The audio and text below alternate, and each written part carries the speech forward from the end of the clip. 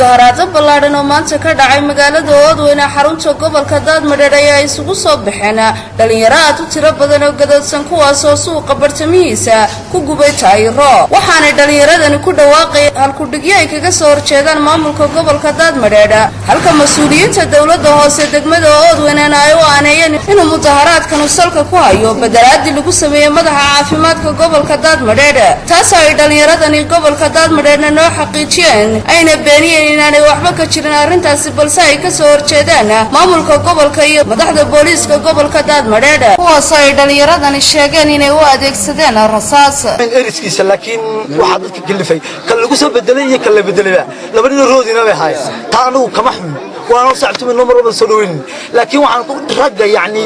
markii uu bugaagtiisa iyo dokumentiyadiisa iyo wixii uu ka qaaday dhakhtarkii saaka ayaa laga handaraabay fastood buu soo baxay taliye qaybaadkii dhakhtarka dhiciisa rasaas bilaw waxa cad oo dadku ay arkayaan oo media aan soo tusi karnaa dukaamadii la dhex fadhiyay dumarka caanaad ku iibinayeen oo rasaasta ay marfish ku taal maanta waxaan leenahay haddii xabadna lagu daro annaguna xabadna bilaabayna saaka waxaan ahay ninkii ugu horeeyay ee dagaalka ugu bilaabo taliyaha saldhigu uu rasaasta ku rido taliyaha waxaana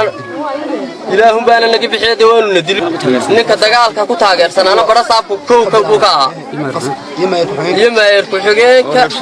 وربشة بلعبها عنها مسؤول كيمد فرنتا جنبرا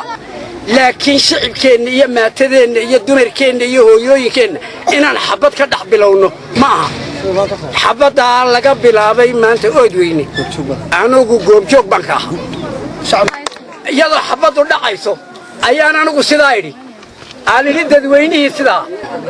تدوين هو يجي جوك سدي وأنا تكون مهتنتي حبضنا حاجة تنبيه جسود عيسى لقوا حنا حاجة هروي جسود عي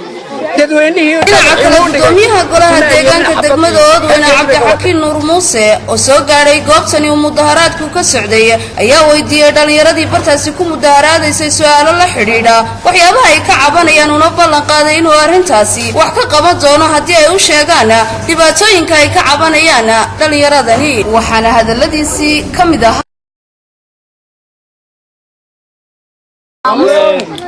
laakiin waxaan soo galay iminkan ka soo galay tuulada xaaxi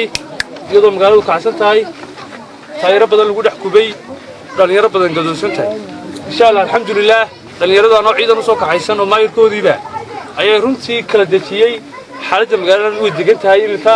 laakiin dhalinyarada cabanaysa waxay sheegeen in bara saabka gobolka Daadmadheer taliyaha qaybtu ay runtii rasaas ku fureen dad mujtamaca oo masaakiina haddii taasi jirto ay cadaato waxaan runtii ugu sheegay hay'adaha laamaha dawladda oo dhan in 24 saacadood wax qabad degdeg laga qabto shaqada ayada ah ee kicisay Barwaaqo Aadan Maxamed shabakada caalamiga Daadmadheer News magaalada Oodweyne